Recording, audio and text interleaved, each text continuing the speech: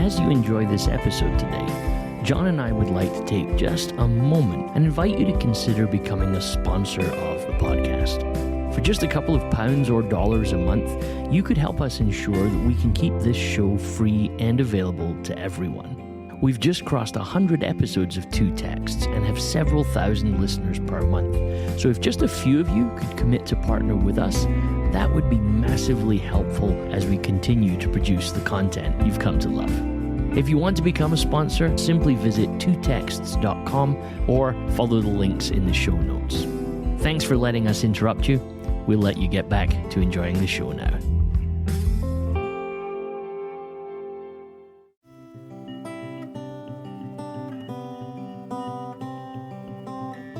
Hi there, I'm David Harvey, and I'm here with John Andrews, and this is the Two Texts podcast. In this podcast, we're two friends in two different countries, here with you every 2 weeks talking about two different texts from the Bible. In this season, as we enter our second year of podcasting together, we step beyond the stories of Jesus in the Gospels and into the book of Acts. The book of Acts is a series of stories and events from the early church when they encounter the disrupting presence of the Holy Spirit. Well, good morning, John, from my side of the world. I think it's afternoon for you, but it's very, very much morning for me. So how are you? It's very morning for you. For those who haven't quite put the connection together, we have a time difference. Is it 7 hours at the moment? Yeah, it's 7 hours. Yeah, so I get the luxurious end of the shift in that generally when we record, it's a lovely sort of early afternoon here in the UK and you're the early morning start. And this morning you're even super earlier than normal. So it's around about 6 o'clock, 6:15 in the morning. Ladies and gentlemen, in the morning. And David's already ready to go for Two Text podcasts. So thank you, David. You're the one pulling the hard miles today. You're way ahead of me in the day, so no spoilers. But my commitment to Two Texts required me to the alarm to go off at 4:30 this morning, which means that as I love Two Texts a lot, but my wife is less than excited about Completely. But we've made it to chapter 12 today, John, and there's some, again, really interesting narrative shift for Acts. We get this long account of Peter and Cornelius that's over 2 chapters, and then a little bit of kind of information that we dealt with in the last episode about the church in Antioch and that. And then chapter 12 feels like Luke's got some work he needs to do to just set some scenes for us, really, isn't it? Yeah, for sure. And I love how Dr. Luke does this for us, these lovely little moments. They sort of keep us on the edge of our seat. Just when you think you know what's coming next, he drops something in that just feels, oh, that's interesting. And it does feel like a definite sort of scene change here. And a bit of a dark moment as well. We saw this wonderful finish to chapter 11. The hand of the Lord was upon them, and this sense of expansion and increase.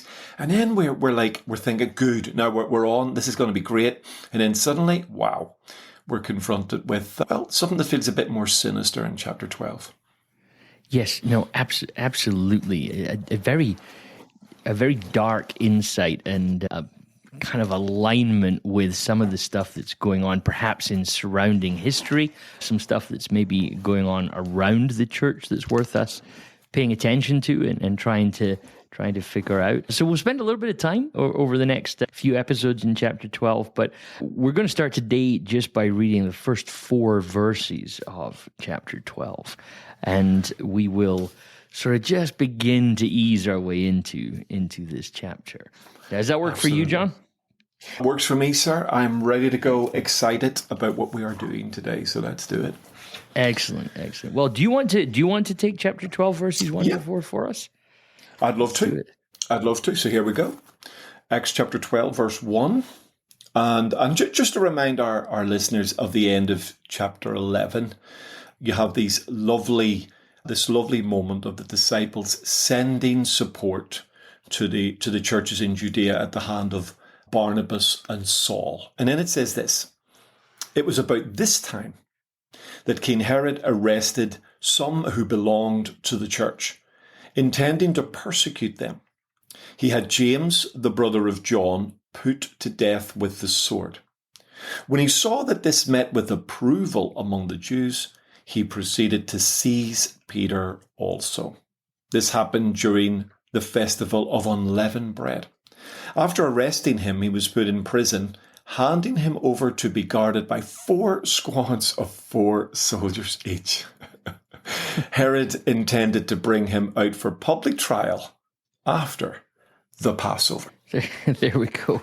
It's a little bit like you said, and you really feel it when you read it there. It's a real gear change, isn't it?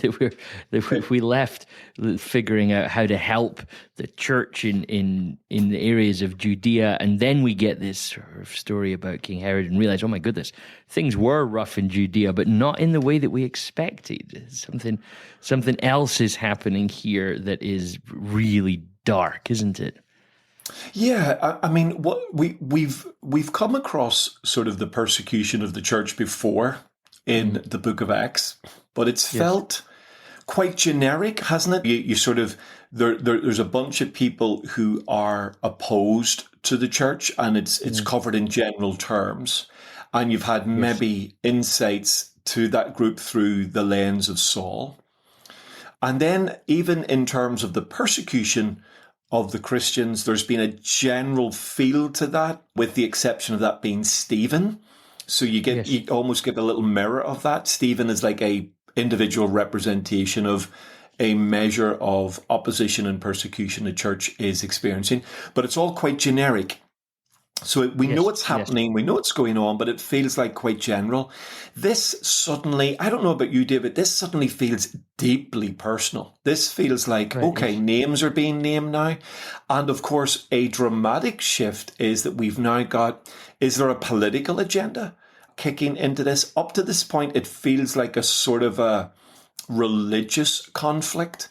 The new sect within Judaism is being persecuted, as it were, but this feels like it's gone up a level, and now we've got almost a political feel to the persecution and a very personal feel on that. Is that fair? Yes, I think so. And I mean, I think it'd be interesting to chat a little bit about Herod and things that are going on in and around this particular time. But that escalation to me seems to be very present in the story. There's wait a minute, this persecution is now coming from a very different place, and why might that be the case? And it feels now less lynch mob and more organized persecution. I think is that's sort of what you're saying, isn't it? The Stephen situation, yes, there was some big disagreements, but you still get this sense that it was a big disagreement that got out of control. And then you get Paul out there, Saul as he's known at the time, intentionally, but it still feels like an inter-Jewish argument that's happening. There's various groups of Jewish people who are not happy with certain interpretations and understandings of who Jesus was. Now we've got the power of the politic moving in, and it's like, well, wait a minute, why is this happening? What's the sort of deal here? Do you think is that sort of what you're feeling? Yeah, totally. And of course you get this sort of, in that opening statement, King Herod arrested some who belonged to the church. So again, that sort of generic feel. But then you get this dramatic, he had James, the brother of John, put to death. Now, up to this point, the apostles who've remained in Jerusalem, it seems, have remained largely untouched directly by the persecution. Now, they may have suffered, but it seems that, like, even after Stephen's persecution, they didn't scatter. They stay in Jerusalem and have remained fairly immune from this. Now the persecution, this wave of persecution, specifically touches this apostolic group in quite a dramatic way. And that feels really personal. That feels, okay, we're now dealing with something else going on here. And of course, we've got sort of two interesting characters put at odds with each other. Herod, introduced to us, and of course, James. And these two people are now named in the context of this story, with a third that's looming on the horizon for us. So we've got this character, Herod. He's an interesting one. King Herod Agrippa the First, actually, is his full title. This is the Herod that we're dealing with here. And it's interesting, actually, because this is one of only a couple of references in Luke where Luke cites things in Acts anyway, that Luke cites things in Acts that actually we know of through non-Christian history, right? So there's things that Luke cites and actually they're not. Like in the previous chapter, he mentioned the famine that happened, and there isn't actually a record elsewhere of a famine during the reign of Claudius, right? Now, again, I'm not saying that means there's any suspicion over it. Famines were quite common in that sort of time period of the world. But there's a reference in chapter 5 and chapter 22 to Gamaliel. He's somebody we know of outside of Scripture. And these references to King Herod Agrippa in chapter 12 that we have here. And I'm going to bounce into him a couple of times in this chapter. But what's interesting to me is that there's a variety of things that Luke could have talked about that would really help set the scene for some of the stuff that was going on in and around the early church. And he chooses not to. But he clearly knows about these things. He's talking about stuff that's going on. And I think it's quite fascinating the extent to which you see Luke is not simply providing a history for us, but he's very intentional. I want to tell you about particular things that relate to the church and not the other things that you might think if this was just pure history, you'd be interested in. And I always think that's an interesting perspective to take on what's going on in a gospel or in something like the Acts as to why we don't hear all the history that we might expect to hear. Did you hear what I'm scratching at a little bit there? Maybe I'm not saying it very clearly, though. I don't know. No, I think that's very clear. I think it's helping us to understand that though the biblical story will be rooted in a historic context, sometimes the writers will position the ideas that they want to share with us sort of within particular elements of that historic context. Therefore, some stuff gets included, some stuff gets left out, some stuff is mentioned generally, and some stuff very, very specifically. And again, it's remembering what Luke is trying to achieve. He's not here writing a history of history. He's here talking about the development and growth of this new church, this called out community. And therefore he's deemed, having gathered all the information together and having looked at what his world looks like right now. Remember, when he's writing this, his world is looking a certain way. He wants to include certain pieces of information which help develop the story. And of course, he has developed this sort of persecution theme that is definitely there. And also this simmering tension that has existed not only between the political establishment, that is the Herodians, the family of Herod, and the church, but this has also existed in the ministry of Jesus. So Jesus as a baby has run into Herod Agrippa the First's grandfather, Herod the Great. There's an oxymoron. But Herod the Great, who was really a megalomaniac in some ways, brilliant and tortured soul in so many ways. And then, of course, Jesus ran into Herod's son in the context of his trial, referring controversially to Herod as the fox. It's probably the most direct sort of political statement Jesus sort of makes. And even then it could be deemed a bit tongue-in-cheek. And now we've got the grandson of Herod the Great revving up sort of against the church. And the sort of, I think it's important for us to remember that the Herodians were political street fighters. These are like, when you think about Herod the Great, probably an incredibly complex person, racially from the sort of Middle Eastern context, culturally, you could almost argue religiously Jewish, but then in terms of cultural, very much influenced by the Greek world and politically by the Roman world. So you've got a man who has danced in many quarters in order to survive, and clearly that survival instinct is alive and well in his sons and now in his grandson. They know which cards to play in order to engender support and in order to help sort of establish and protect their own political influence within that context. And I think that's reflected here, David, in sort of Herod being introduced into the story. Yes.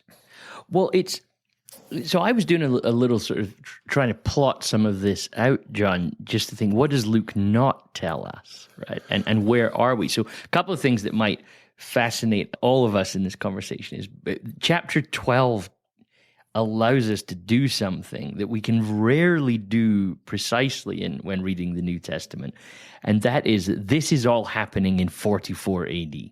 Right. Mm-hmm. So because we can now, because of the Herod references, we now know where we are, right? So this is like, so Herod, again, perhaps a spoiler for a few episodes time, but by the end of chapter 12, Agrippa's dead, and we know that he dies in 44. So this is quite interesting now that we can sort of work backwards from that and see, at some level even, a rough idea of how much time has passed in the process of this story developing, which to me is really fascinating, because sometimes you could get the impression that we're just a couple of weeks beyond Pentecost. That's here. Right. Yeah, but actually, well, goodness, maybe we're dealing with, perhaps as much as 15 years of time have now moved on. And as a result, various things have happened. You've had a war between King Herod Antipas and the Nabateans, which has not gone overly well for Herod. So we've lived through, this was roundabout sort of 36 to 37. So, I mean, I just think that's even fascinating to know. If you read Josephus, you can line this stuff up. That at some point in between the death and resurrection of Jesus and where we are at the story now, there's been a relatively substantial war happened that the New Testament doesn't tell us about. But again, exactly. But again, perhaps speaks to why there was need and poverty that the church was perhaps dealing with in these particular times.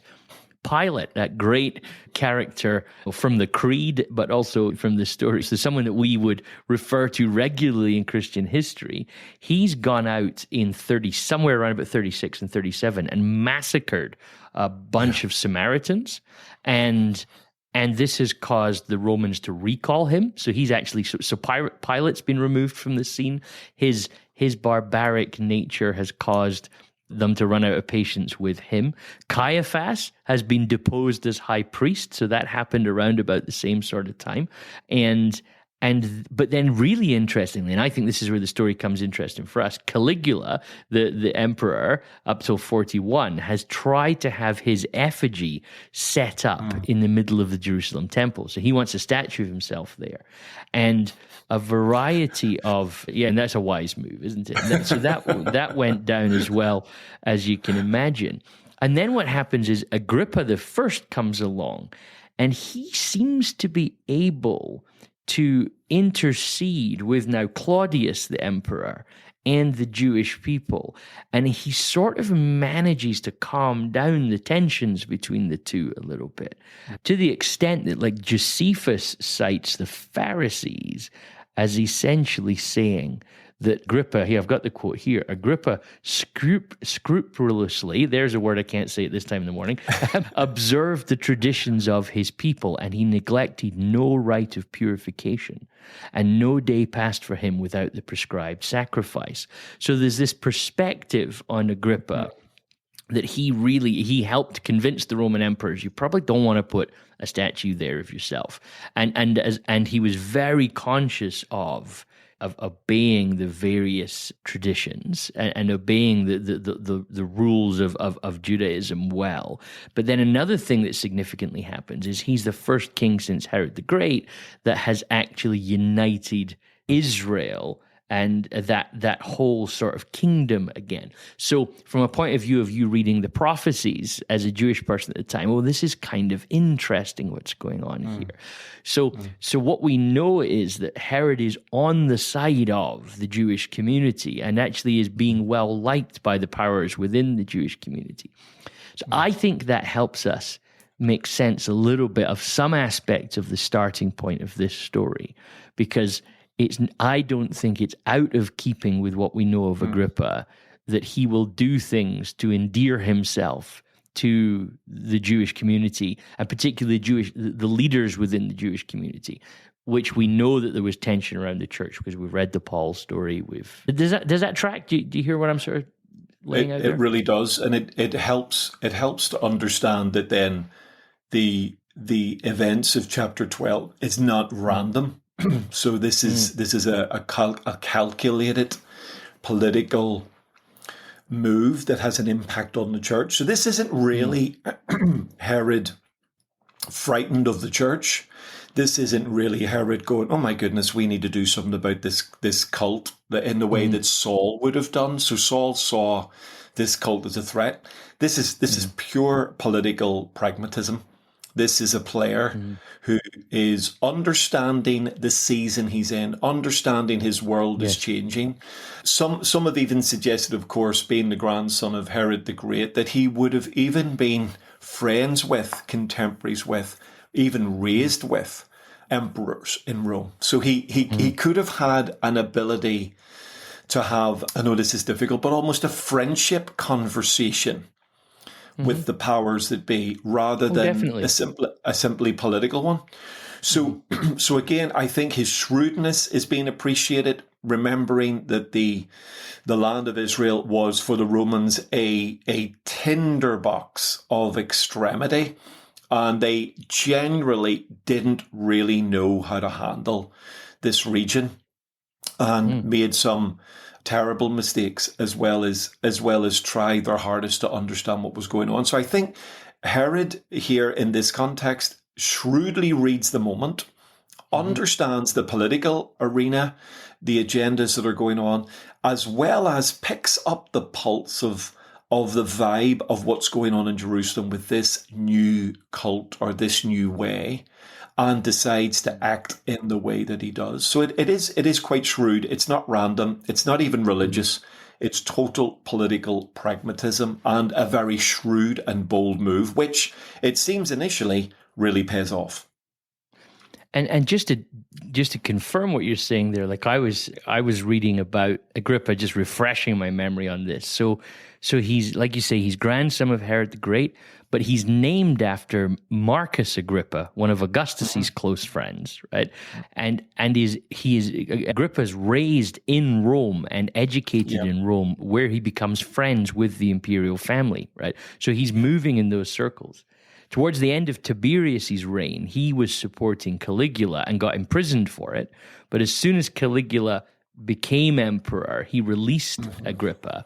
And it's Agrippa who convinces Caligula to give up on this idea of putting his effigy in the temple. And then when Claudius is approaching, it's Agrippa that really helps Claudius take on becoming emperor. So he's really endeared himself in these suits. But I do think there's a crossover for us to spot there, whereas if you think about one of the things that causes Stephen lots of trouble is when he starts rounding on the structures of the temple and the behavior around the temple. So if you think of the two sides of the mountain, you've got this secular king who is supporting and defending the temple against the emperor. Saying, no, don't put these pagan images in there.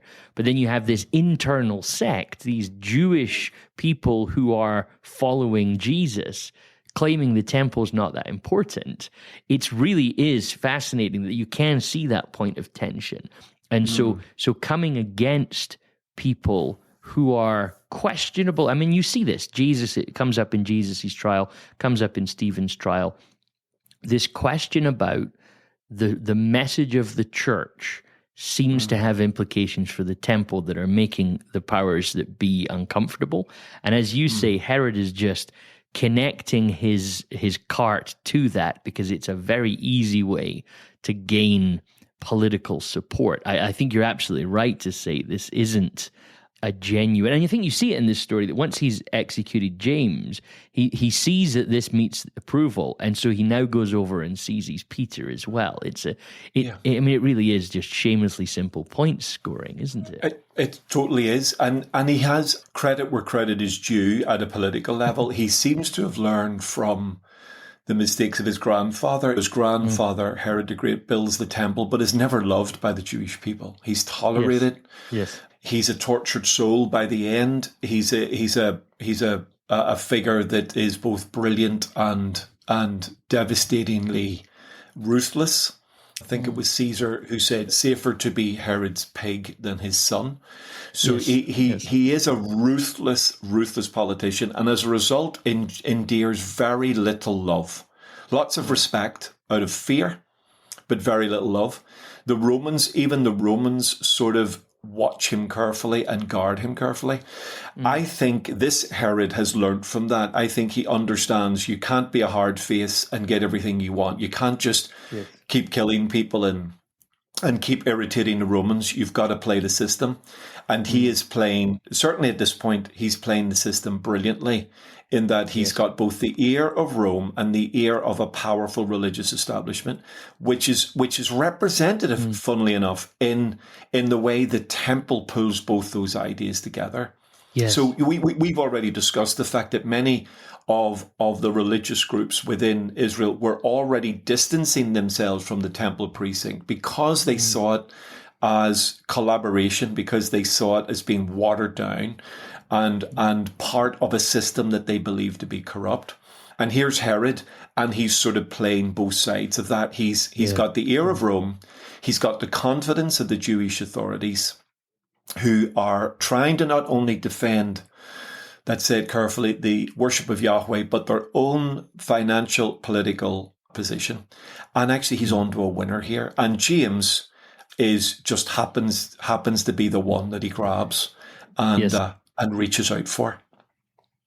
And do you think there's an interesting, as we sort of have set the scene, because I think it's worth setting the scene in this episode for the following episodes that are coming around Peter and everything that's going on there. But I'm struck by just the echo of in Luke, you have a Herod killing John the Baptist for really incidental reasons. And now you have James being killed for essentially incidental reasons in the grand scheme of things, which I think is an interesting parallel to see the drawing pattern.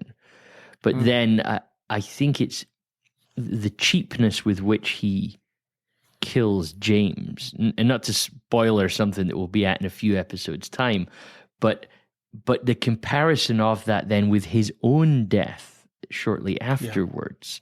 I love what Willie Jennings says this about it, and we'll dig into this more when we get to it. But he talks about the people in power, how they use their power to intimidate, but realistically their power is actually quite weak.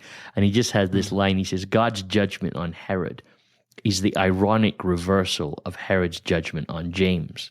Herod took a life that he did not give, and God took back the life that God had given. Right? And it's hard not to see that bookend of chapter 12, that Herod thinks he has the right to just choose who lives and dies. But actually, and we've seen this before with Ananias and Sapphira, for example. We've seen with Judas, as he was mentioned at the start of Acts, that actually God is the one who's making these decisions. So there's this weird sense that, and we'll find this out by the end of the chapter, that Herod is playing God at the start of this chapter. And we already know in Acts that that's a really unwise strategy. And that lovely little differentiation in some ways between the Herod that kills John the Baptist and this Herod is that at least it feels like John did something that irritated Herod, spoke out against him. And if you read the Herod story and the very complex relationship he has with John, if you put all four Gospels together, certainly Matthew, Mark, and Luke, there is a really interesting subtext of Herod actually, by the end of John's time in prison, is starting to listen to John. There is something going on in Herod's world. And when Salome asks for the head of John the Baptist, you sense he is genuinely, oh my goodness, I'm trapped here and I really don't want to do this. So though it feels like a very, very terrible reason for executing someone, Herod seemed to be on a trajectory with John where he was starting to listen to this man of God, even though this man of God irritated the life out of him and and ultimately got killed for it. Here, it feels much more cold, clinical, cynical. Yes. James hasn't done anything. As far as we understand, the church has really behaved itself within Jerusalem. There's been conflict within the religious world, but there hasn't been anything that would merit political action. And so this feels like a very calculated, cynical, cold, proactive action. And you get the feeling, David, if it wasn't James, it would be somebody else. It just happens to be James. And even the way Luke records it feels quite matter of fact. There's no, like with Stephen, we get a bit of a pause and we mourn. With this, it's like, and he killed James with a sword, and then we move on. Yes. So even the way Luke records it feels clinical. It feels cold. It feels cynical. It feels like this is a man simply making a point, and Luke records it in such a way that we feel the terrible darkness of that point, irrespective of our religious position. Yeah, because you've got the arrest of some who belong to the church. So who are these some? This is the first death of one of Jesus' disciples. You would imagine, given how much time Stephen gets, a character that we only briefly got introduced to a few chapters before, it really does feel, it's a very unusual way that Luke brings that sense of nondescript to it. And at some level, I wonder how much he knows that the starkness of this leaves you a little uncomfortable. It's fascinating that the question the disciples ask Jesus at the very start of Acts about the restoration of the kingdom, it's very clear that even though we know now, even from our reading of like Josephus, that's what Agrippa was definitely doing and trying to do. There's no question in Luke or the early church that's not what's happening here. This is not the fulfillment of God's promises. So I think it's really interesting, to your point, how stark that is and cold. And it's not lost on me. And we'll make more of this when we talk about Peter. This is all happening around Passover time as well. Yes, indeed. Which that contrast with Jesus becomes quite interesting in this. Indeed. And I think the coldness of the passing of James is then in stark contrast to the detailed description of what we're about to discover about Peter. And I think that, again, it's a way of writing. Luke is not just recording facts. He's recording them in a way that helps us understand there are other agendas going on here, but God is still at work. And even though Herod is reaching out his hand, God has the ability also to stretch out his hand and do something miraculous and supernatural. Well, that's it for today. Thank you so much for listening, and we hope that you enjoyed it. If you want to get in touch with either of us about something we said, you can reach out to us on podcast at 2text.com or by liking and following the 2text podcast on Facebook, Instagram, and Twitter. If you really did enjoy the episode, then we'd love it if you left a review or a comment where you're listening from. And if you really enjoyed this episode, why not share it with a friend? Don't forget that you can listen to all of our podcasts from this season and others at www.2text.com. But that is it for now. So until next time, goodbye.